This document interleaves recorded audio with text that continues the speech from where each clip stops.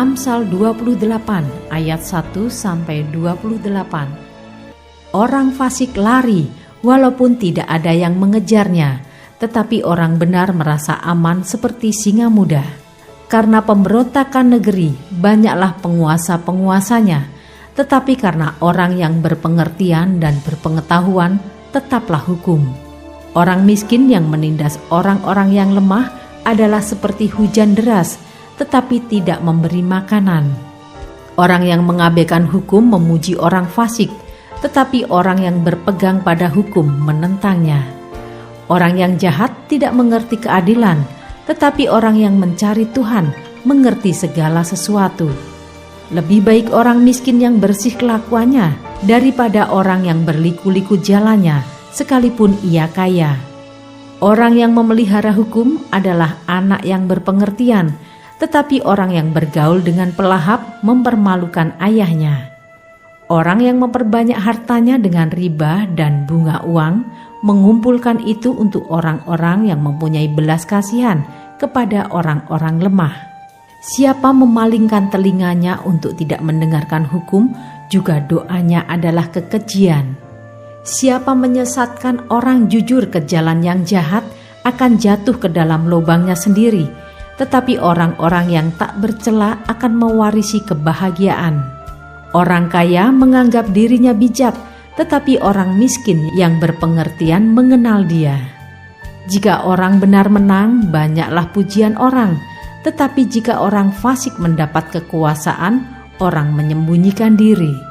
Siapa menyembunyikan pelanggarannya tidak akan beruntung, tetapi siapa mengakuinya dan meninggalkannya akan disayangi.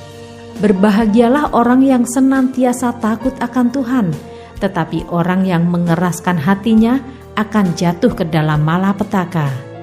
Seperti singa yang meraung atau beruang yang menyerbu, demikianlah orang fasik yang memerintah rakyat yang lemah. Seorang pemimpin yang tidak mempunyai pengertian keras penindasannya, tetapi orang yang membenci laba yang tidak halal memperpanjang umurnya.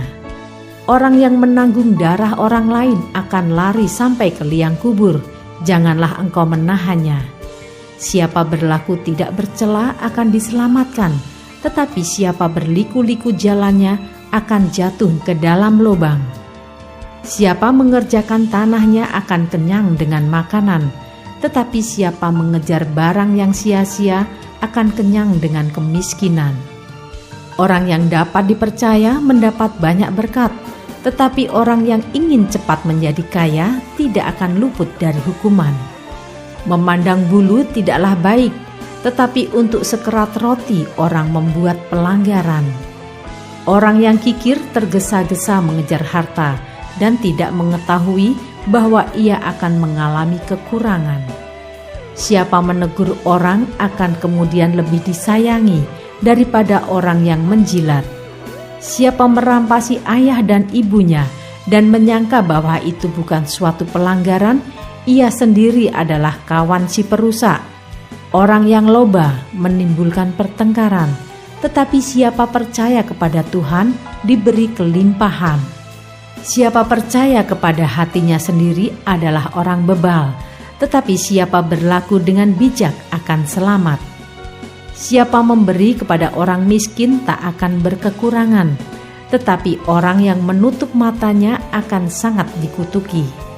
Jika orang fasik mendapat kekuasaan, orang menyembunyikan diri, tetapi jika mereka binasa, bertambahlah jumlah orang benar.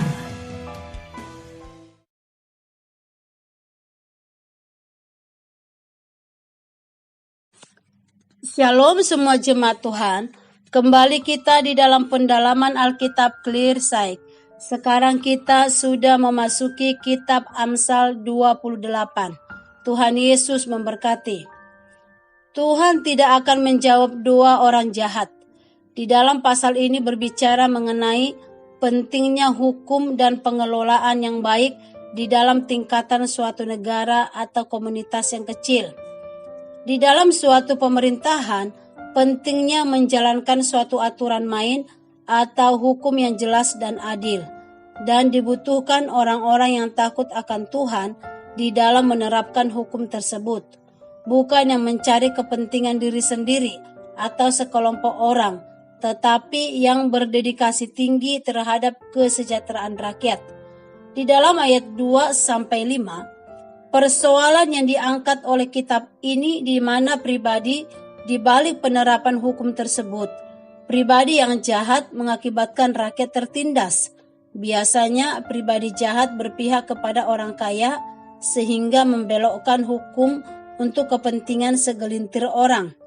Dan kitab ini mengingatkan bahwa upaya jahat tidak akan membawakan hasil yang permanen karena di dalam kedaulatan Tuhan dan orang-orang yang mempertahankan kejujuran dan kebenaran yang akan dapat menikmati hidup ini.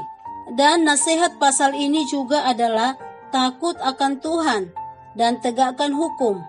Jangan menyerah atau kompromi bila kelihatannya semua orang di sekeliling kita bersikap liar serta memutarbalikkan kebenaran. Karena pada akhirnya pelaku-pelaku kebenaranlah yang akan dihormati dan kepemimpinan merekalah yang menyelamatkan bangsa. Bagaimana cara kita untuk tidak mendukung pemimpin yang korup? Yang pertama, tidak ikut-ikutan dengan pola mereka.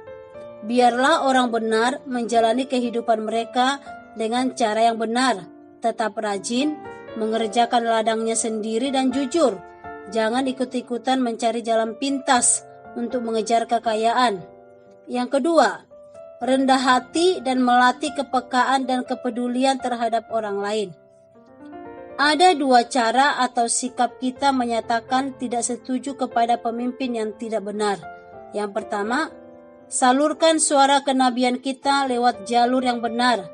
Misal, memilih wakil rakyat atau pemimpin yang berkualitas atau yang bermoral. Yang kedua, dengan merekomendasikan hidup yang taat hukum, menegakkan kebenaran, dan berpihak serta berjuang demi terwujudnya masyarakat yang berkeadilan sosial.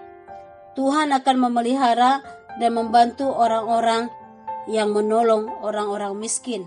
Amin. Tuhan Yesus memberkati.